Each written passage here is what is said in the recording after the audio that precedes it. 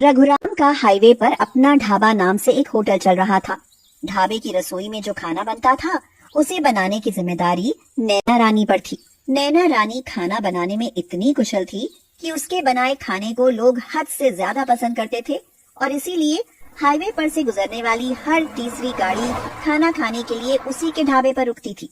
आमदनी के नाम पर पैसा बरस रहा था, इसीलिए रघुराम खुशी से फूला नहीं समाता था। अरे कसम दाने पानी की नैना रानी, तेरे बनाए खाने की जितनी तारीफ की जाए कम है।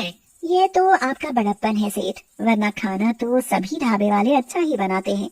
कसम दाने पानी की नैना रानी, हमारे ढाबे जैसा खाना तो पूरे हाईवे पर किसी के ढाबे में नहीं बनता। अगर बनता तो भला हमारे ढाबे पर ग्राहकों की ऐसी भीड़ कहाँ लगती भाई। चलो कुछ तो है सेठ जो हमारे ढाबे को लोग इतना पसंद करते हैं। अरे कसम दाने पानी की नैना रानी, ये कहीं ना बात दिल खुश कर दिया। नैना का असली नाम नैना चौधरी था, मगर रघुराम उसे नैना रानी कहकर बुलाता था, क्योंकि नैना के बनाए लजीज खाने से ही उसका ढाबा हाईवे पर सफर करने वाले लोगों का मनपसंद ढाबा था और उसी के खाने की बदौलत रघुराम का ढाबा दूसरों से बेहतर चल रहा था। पर नैना कोई ट्रेन्ड शेफ नहीं थी, वह एक बहुत ही गरीब परिवार से थी। घर में एक छोटा भाई और बूढ़े माँ बाप थे। भाई नमन को वही पढ़ा रही थी।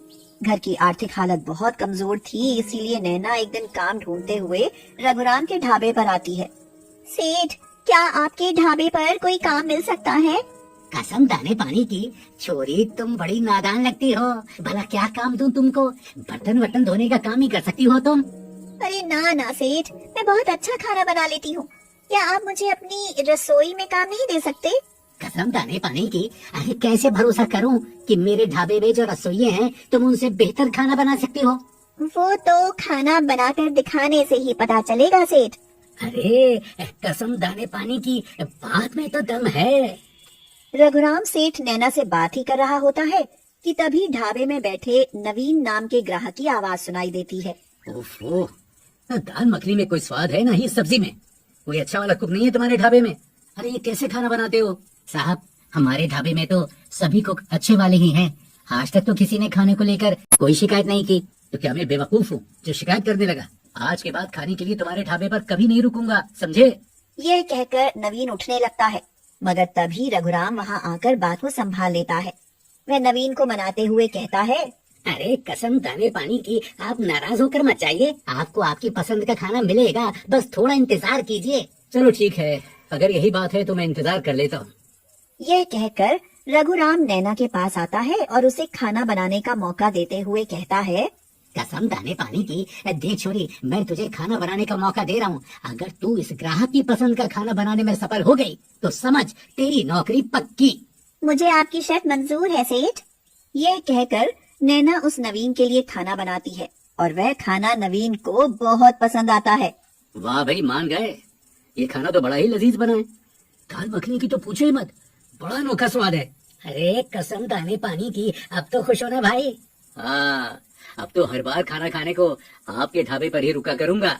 यह सुनकर रघुराम बहुत खुश होता है और उसी दिन से रघुराम के ढाबे की रसोई नैना के हाथ में आ जाती है। नैना का बनाया खाना लोगों को इतना पसंद आता है कि कुछ ही दिनों में रघुराम का ढाबा पहले से बहुत अच्छा चलने लगता है। इससे रघुराम तो खुश होता ही है, साथ ही नैना को भी अच्छी पगार मिलने लगती है। अरे कसम दाने पानी की, अरे नैना रानी, तुमने मुझसे भाई की फीस के लिए पैसे मांगे थे ना? जी सेठ, 5,000 रुपए मांगे थे। कसम दाने पानी की, ये लो पैसे पूरे 5,000 है, गिन लो। नहीं सेठ, आपने गिन लिए हैं तो पूरे ही होंगे, मुझे भरोसा है आप पर। कसम दाने पानी की, बातें ये भी सही है, मैं हूँ ही भरोसे के लायक। रघुराम की रसोई में काम मिलने के बाद नैना का घर भी अच्छे से चलने लगता है और उसके भाई की पढ़ाई भी बढ़िया चलने लगती है। अब साथ ही नैना अपने भविष्य को लेकर बड़े बड़े सपने भी देखने लगती है। देख नमन भाई, तू खूब मन लगाकर पढ़ाई कर। जानता है, मैं तुझे दुनिया का सबसे बड़ा शेफ बनाने का सपना देख रही हूँ। अरे उससे क्या होगा बेटी, ये अफसर थोड़ी ना बन जाएगा। अफसर किसे बनना है बापू, हमें तो हाईवे पर सबसे सुंदर ढाबा खोलना है। दोनों बहन भाई मिलकर चलाएंगे ढाबा। उसके लिए पैसा कहाँ से आएगा बेटी? वो हम जमा कर लेंगे माँ, बस नमन अपनी पढ़ाई पूरी कर ले। समय बीतता जाता है और सब कुछ ठीक चलता जाता है, मगर फिर एक दिन अचानक ही नैना की जिंदगी में दुर्भाग्य दस्तक देता है। एक दिन रघुराम सेठ अपने ढाबे से घर जाता है तो अचानक ही उसकी सेहत बिगड़ जाती है और वह बिस्तर पकड़ लेता है। कसम दाने पानी की, सुमन, मेरी बीमारी तो लगता है अभी इतनी जल्दी ठीक होने वाली नहीं है। मुझे तो अपने ढाबे की चिंता है। आप ढाबे की चिंता बिल्कुल भी न कीजिए, हमारा बेटा अमर संभाल लेगा ढाबा। हाँ पिताजी, आप आराम कीजिए, अब ढाबा मैं देख लूंगा। अगले ही दिन से रघुराम सेठ की जगह ढाबे पर उसका बेटा अमर जाने लगता है। एक दो दिन तो ठीक ठाक गुजर जाते हैं, फिर जल्दी ही अमर अपने ढाबे में आने वाली ग्राहकों की भीड़ देखकर कुछ नया करने की सोचने लगता है। ढाबा तो काफी अच्छा चल रहा है, अगर इस पर थोड़ा ध्यान दिया जाए तो ये किसी शानदार होटल की तरह कमाई दे सकता है। अमर पढ़ा लिखा नौजवान था और शहर के होटलों और रेस्टोरेंटों में उसने खूब पार्टियां की थी। वह उनकी शान शौकत और व्यवस्था से भी काफी प्रभावित था। इसीलिए अपने ढाबे का हाल देखकर उसके मन में एक नया विचार आता है और एक दिन वह घर आकर रघुराम सेठ से कहता है, पिताजी, ढाबा तो हमारा बहुत अच्छा चल रहा है, पर आपने ढाबे के स्टाफ और उसकी साज सजावट पर कोई खास ध्यान नहीं दिया। कसम दाने पानी की, बेटा, हमारे ढाबे के स्टाफ में कोई कमी नहीं है, सब अनुभवी लोग हैं। और रही बात साज सजावट की, तो वो भी ठीक ठाक है। तू ज्यादा मत सोच, अब बस मेरे ठीक होने तक वहाँ जा, फिर मैं खुद देख लूंगा। आपके ढाबे में कोई भी ट्रेन शेफ या वेटर नहीं है, देसी लोगों के हाथों में ढाबा सौंप रखा है आपने। ऐसे तो ढाबा कभी भी बड़ा होटल बन ही नहीं पाएगा। कसम दाने पानी की, बेटा, जो भी है अच्छा चल रहा है, और जिन्हें तुम देसी लोग कहते हो ना, वो सब अनुभव के धनी इंसान हैं। उनका मुकाबला तेरे ट्रेन शेफ कर नहीं सकते, समझा? यह कहकर रघुराम सेठ अमर का मुंह बंद कर देता है और वह कुछ नया सोचने के बजाय ढाबे के काम पर ध्यान देने लगता है। मगर फिर एक दिन रघुराम सेठ की तबीयत बहुत अधिक खराब हो जाती है और उसे अस्पताल में दाखिल कराना पड़ता है। मगर अस्पताल के डॉक्टर जवाब दे देते हैं, मिस्टर अमर, आपके पिताजी का बचवाना बड़ा मुश्किल है, फिर भी हम अपनी पूरी कोशिश करेंगे। आप लोग कोशिश तो कीजिए, बाकी जो भगवान को मंजूर होगा वो तो होना ही है। डॉक्टरों की पूरी कोशिश के बावजूद रघुराम सेठ का जीवन नहीं बच पाता। उनका देहांत हो जाता है और उनके देहांत का सबसे अधिक दुख बेचारी नैना को होता है। रघुराम सेठ नहीं रहे, अब जाने क्या होगा। उनके रहते तो किसी चीज की कमी नहीं थी, पर अब उनका बेटा पता नहीं क्या करेगा। फिर पिता की मौत के बाद जैसे ही अमर ढाबे पर आता है, उसके आते ही ढाबे का माहौल बदल जाता है और ढाबे के सभी पुराने स्टाफ पर तो जैसे आफत ही आ जाती है।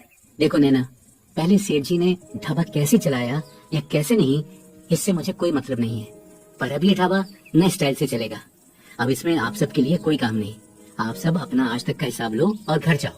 पर सेठ, ढाबा तो हम अच्छे से चला रहे हैं, फिर भी मैं तुम सबको नौकरी से निकाल रहा हूँ, क्योंकि अब इस ढाबे में स्पेशल ट्रेन स्टाफ ही काम करेगा। यह कहकर अमर ढाबे के सब पुराने कर्मचारियों को हटा देता है और इससे बेचारी नैना के तो सपने ही टूट जाते हैं। कहाँ अपना ढाबा खोलने के सपने देख रही थी, लगता है अब तो रोटी के भी लाले पड़ जाएंगे। बेटी, तुम तो हिम्मत वाली हो, फिर तुम ऐसा क्यों सोच रही हो? तुम बहुत अच्छा खाना बना लेती हो, फिर हाईवे पर अपना खुद का खाने का स्टॉल क्यों नहीं लगा लेती? हाईवे पर से तो सब तरह के लोग गुजरते हैं। पिताजी, आइडिया तो आपका बहुत अच्छा है। अमीर लोग ना सही, गरीब लोग तो खाना खा ही सकते हैं। बस पिता का यही मशवरा नैना की ताकत बन जाता है और वह जल्दी ही रघुराम सेठ के ढाबे के पास ही अपना खाने का छोटा सा स्टॉल लगाने लगती है। खाना वह हर तरह का बना लेती थी और खाना बहुत लजीज भी बनाती थी, इसीलिए कुछ ही दिनों में उसका स्टॉल काफी अच्छा चलने लगता है। मटर पनीर तो बहुत ही अच्छा बना है भाई, ऐसा तो किसी बड़े होटल में भी नहीं बनता। हाँ भाई, आपके खाने की जितनी तारीफ करे उतना ही कम है। देखना एक दिन तुम्हारा ये खाने का छोटा सा होटल हाईवे का बहुत बड़ा ढाबा बन जाएगा। अरे ऐसी किस्मत कहाँ भाई, उसके लिए तो बहुत पैसा चाहिए। काम अच्छा चले तो पैसा आने में देर नहीं लगती। भगवान करे तेरी बात सच हो भाई।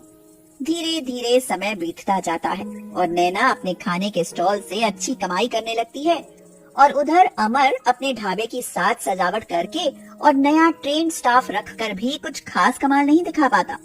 उसका ढाबा पहले से भी कम चलने लगता है, खर्चे बढ़ जाते हैं और आमदनी कम हो जाती है। अरे माँ, ढाबे पर पैसा लगाने और नया ट्रेंड स्टाफ रखने पर भी ढाबा ठीक से चल नहीं रहा है।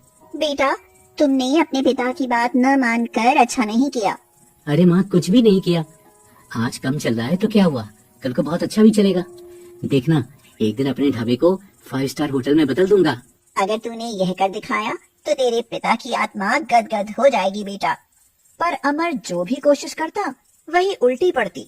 उसका ढाबा धीरे धीरे लोगों के दिलों से उतरने लगता है और लोग उसके ढाबे पर रुकने की बजाय नैना के स्टॉल पर रुकने लगते हैं। अब नैना का स्टॉल मेले जैसा दिखने लगता है और कमाई वो तो बहुत अच्छी होने लगती है। स्टॉल पर काम करने के लिए नौकर भी रख लिए जाते हैं। साहब, कुछ और चाहिए क्या? अरे रायता बड़ा स्वादिष्ट बना है भाई, थोड़ा रायता और बैगन का भरता और ले आओ। अभी लाए साहब। समय बीतता जाता है और नैना धीरे धीरे कमाई करके अमीर होती जाती है। अब वह अपने स्टॉल की कमाई से एक खाली पड़ा छोटा सा ढाबा खरीद लेती है और उसे अपनी रसोई के नाम से चलाने लगती है। उसका यह छोटा सा ढाबा भी लोगों की पहली पसंद बन जाता है। इधर अमर का ढाबा लगभग बंद होने की कगार पर पहुंच जाता है और वह नैना के ढाबे की भीड़ देखकर सोचने लगता है, शायद पिताजी ठीक कहते थे, केवल पेंट होने से कुछ नहीं होता है, आदमी का अनुभवी होना ही काम आता है। अब इस नैना को ही देख लो, मेरे नौकरी से हटाने पर भी आज एक छोटे से ढाबे की मालकिन बन बैठी है। ये इसकी मेहनत और अनुभव का ही तो कमाल है। धीरे धीरे नैना का ढाबा कुछ और उन्नति कर जाता है, मगर अमर को अब अपने पुराने स्टाफ को हटाने का पछतावा होने लगता है, खास तौर से नैना को हटाने का, क्योंकि अब उसकी समझ में आ जाता है कि वह नैना ही थी जिसके बनाए खाने के कारण उनका ढाबा अच्छा चल रहा था। इसीलिए अब वह नैना को नौकरी से निकालकर पछताने लगता है। माँ, लगता है नैना के बनाए खाने से ही हमारा ढाबा अच्छा चल रहा था। पर उसके खाने में ऐसा क्या है बेटा? वो तो मैं जानता नहीं, पर उसने अपने खाने के बल पर थोड़े ही दिनों में एक छोटा सा ढाबा बना लिया। आज उसकी अपनी रसोई हमारे ढाबे से अच्छी चल रही है। अच्छा, ये बात है तो तू घबरा मत बेटा। अब नैना की अपनी रसोई के साथ साथ नैना और तेरा यानी तुम दोनों का ढाबा भी बहुत अच्छा चलने लगेगा, समझा? नहीं समझा माँ, आखिर तुम क्या कहना चाहती हो? बेटा, तेरे पिताजी ने मरने से पहले मुझसे वादा लिया था कि मैं तेरी शादी नैना से करवाऊंगी। क्या? फिर तुमने मुझे ये बात पहले क्यों नहीं बताई? वह इसलिए बेटा क्योंकि मैं नैना को परखना चाहती थी, देखना चाहती थी कि जो तेरे पिताजी उसके बारे में कह रहे थे वह सच भी है या नहीं। मगर वो सब सच ही निकला। अब तू अपने मन की बात बता, क्या करेगा नैना से शादी? अरे माँ, ये भी क्या पूछती हो? नैना जैसी लायक लड़की से शादी करने को भला मैं मना कैसे कर सकता हूँ? तो ठीक है, मुझे पता था कि तू मना नहीं करेगा, इसीलिए मैंने नैना के माता पिता से मिलकर तुम दोनों की शादी की बात पहले ही पक्की कर ली है। यह कहकर सुमन उनकी शादी की बात आगे बढ़ाती है और फिर दोनों की धूमधाम से शादी कर देती है। शादी के बाद नैना अमर के साथ मिलकर उसके ढाबे को चलाने लगती है, साथ अपने ढाबे को अपने भाई को दे देती है और दोनों ढाबे अच्छे चलने लगते हैं। इस तरह नैना का अपना ढाबा बनाने का सपना भी पूरा हो जाता है और रघुराम सेठ का वादा भी पूरा हो जाता है।